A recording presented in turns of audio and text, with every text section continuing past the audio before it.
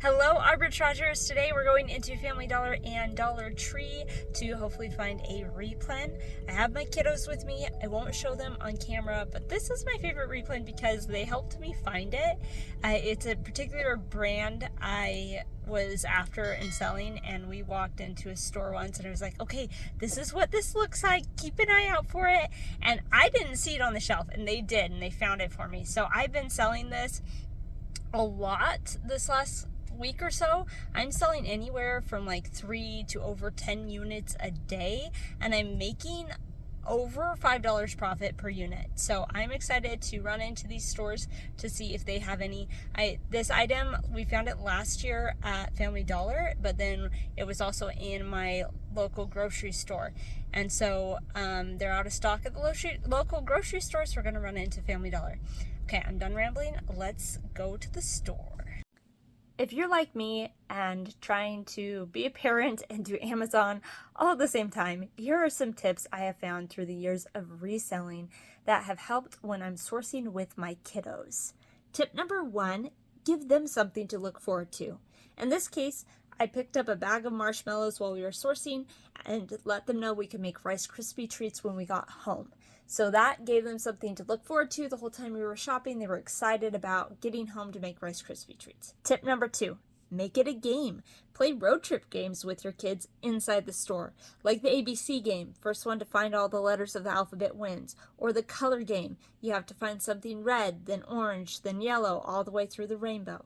Or you can play I Spy.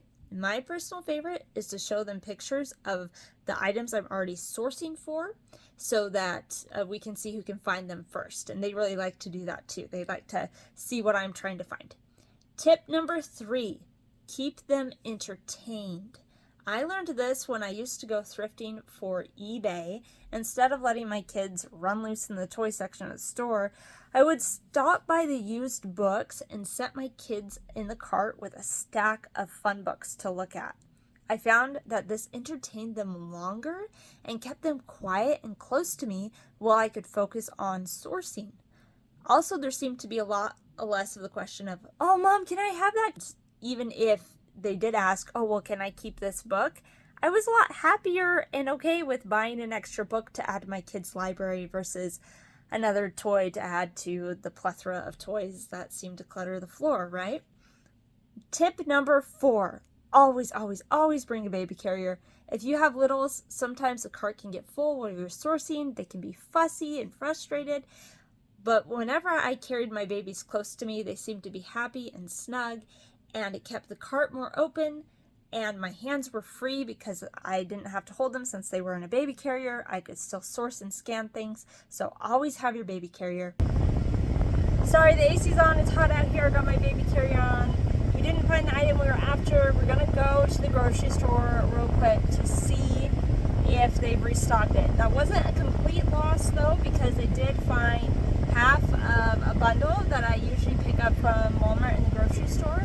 And it was actually the half that I pick up from Walmart was cheaper here. And they had a thing where if you buy 2, you got like, a % off.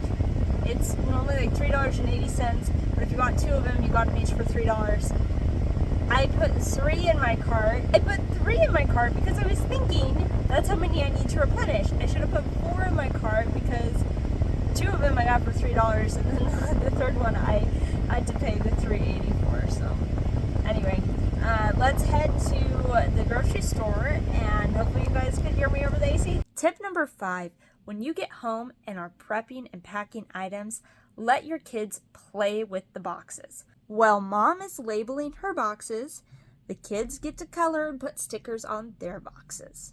Okay, so I thought I had more filmed for this video. This is future me editing. I can't find the last footage. I don't know if I deleted it or didn't hit record. Let me try and remember what happened because I was filming this a couple days ago. We went into the last store and we didn't find anything. So sometimes you win when you're out sourcing and looking for stuff, and sometimes you lose, and that's just the game. That's how it works. But it wasn't a total loss, and it wasn't frustrating with my kids. Even though I went with my kiddos and we went to 3 different stores, we were in and out really fast. It was kind of a fun experience for all of us.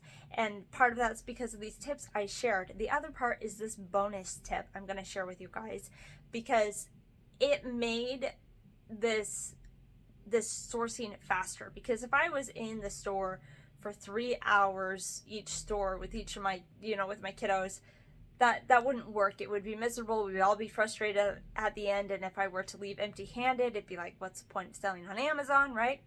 So this is my bonus tip, and there's 2 parts. It's make your sourcing trip a shopping trip. Let me explain. Make it like a normal thing, like you were going to go shop for groceries. You do this by, number 1, sourcing where you shop. I get really overwhelmed if I go to source a new store, so on those days it's nice if my kiddos don't have to come with me to shop.